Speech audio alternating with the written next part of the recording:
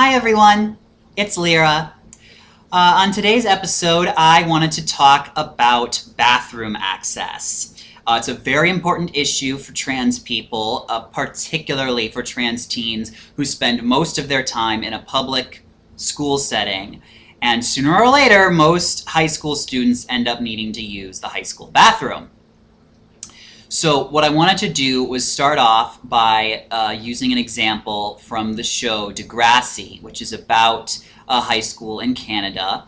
And I wanted to sort of go over how they handled the issue of a trans student needing to use the bathrooms at their school.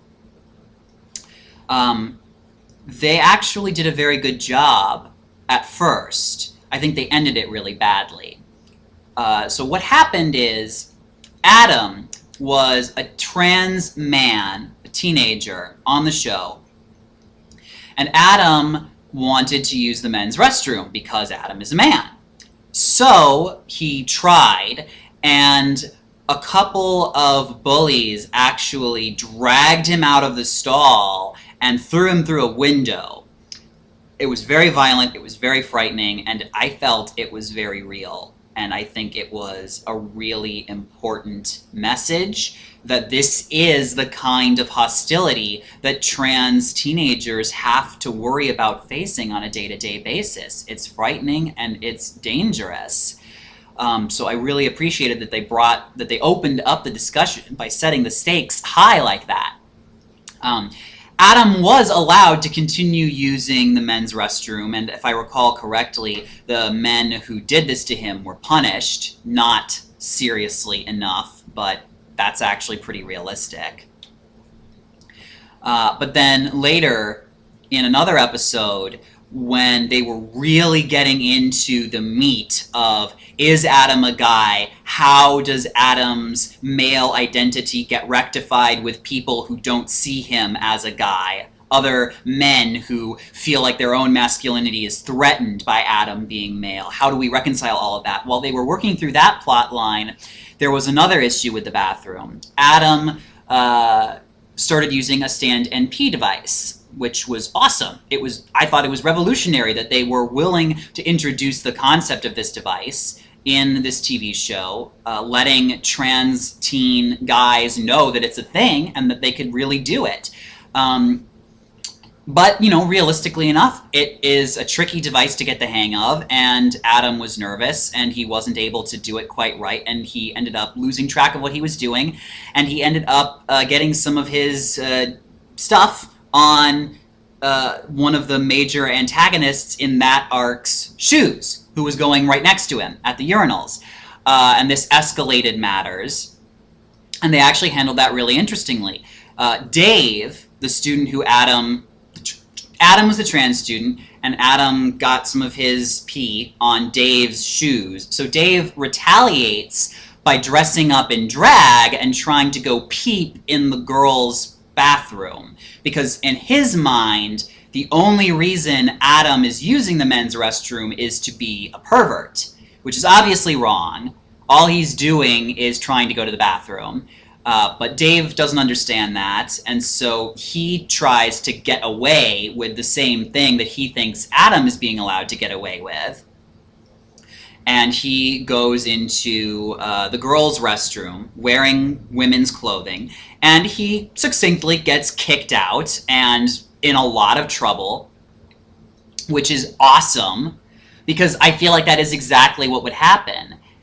And I'm going to talk a little bit more about this because, those conservatives, when they hear about trans students being able to use the bathrooms, people like Bill O'Reilly are like, oh, if this were the law when I was a teenager, I would have been in the girls' restroom all the time. And it's like, no, you wouldn't. And this is exactly why. You would look ridiculous. The girls would beat you up and throw you out. I mean, they just would. It's obvious when you're in a bathroom to peep on someone instead of going to the bathroom. So they handled that issue really well, but because there had been so much controversy and so much escalation, the principal ended up deciding that Adam was not allowed to use the men's restroom anymore, which I thought was a huge disappointment and a huge lost opportunity to really set a revolutionary standard where A trans student, like any other student, should be allowed to use the bathroom that makes the most sense for them individually. And as a corollary to that, if any given student does not feel comfortable sharing a bathroom with a transgendered student, that student is the one with the problem, and that student is the one who should go to a different bathroom. That is what I believe. Now, let's take a look at some real-life examples.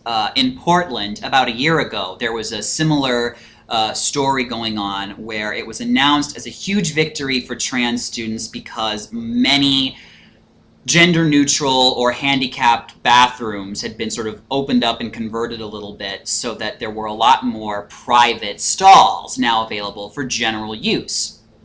Now, I'm all for having more private stalls for general use. I think that's great. I honestly think the idea of a communal bathroom is a little bit creepy to begin with. And private stalls, I think, are awesome because sometimes you just need to be able to be by yourself, you know, whether you're trans or not. There is sexual predation in bathrooms already without trans students being there. That's been a risk and a possibility since the dawn of time because people can be sexually attracted to anyone. So if you're worried about peeping, you have to make there be private bathrooms available for everybody because, hello, lesbians. I mean, anyone can be the sort of person who wants to peep. Straight, gay, bi, trans, it can happen with anybody. And so if you're really concerned about it, then yeah, you should have a private place that you can go to where you don't have to worry about anyone doing it. My point is just it's not a unique problem with trans. So that being said, I was excited at first when I heard about this Portland school that opened up all of these private stalls, but then I was really disappointed because I found out that their sort of motivation for doing this was, we figure that trans students don't belong in the bathrooms that correspond to their preferred gender.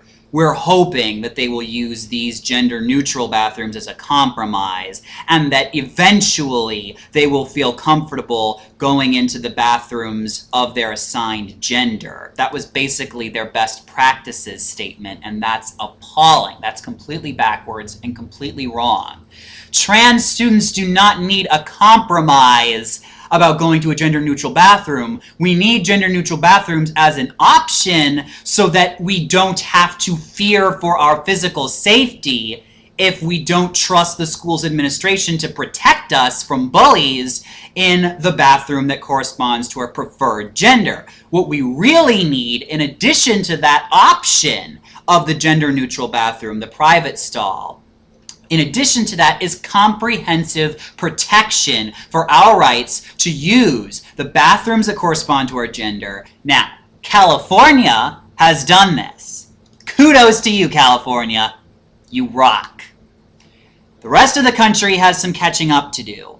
Seriously. We just can't keep joking around with this. There are trans students and they need to be able to go to the bathroom without worrying. It's so basic. And you're not going to make the situation any better by trying to force them into an ostracizing, marginalizing, private compartment that in all likelihood only the trans students are going to use with any regularity. It's going to get known as the trans bathroom. That's not okay. We just can't do that to our kids. So here's what you can do. Speak up. Don't be afraid to tell people that you feel this way. Don't be afraid to use any of the arguments I've used on the video here today. Always let people know that this is important if it comes up.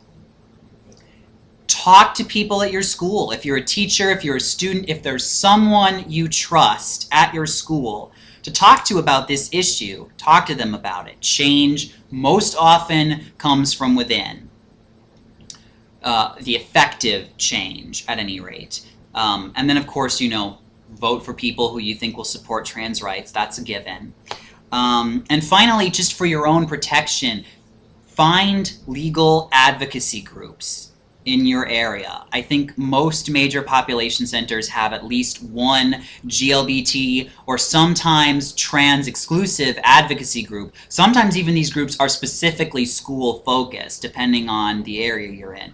See what you can find and talk to them if you have any concerns, or if you feel like you've been targeted unfairly or treated unfairly, or someone you know has been. Talk to these groups. They should be able to help, and even if they can't help with your case specifically, they need to know that it's happening. All right, that's pretty much what I had to say. I'm very interested for your comments and your reactions. You can leave those below. Don't forget to like and subscribe, and I will see you guys next time. Bye.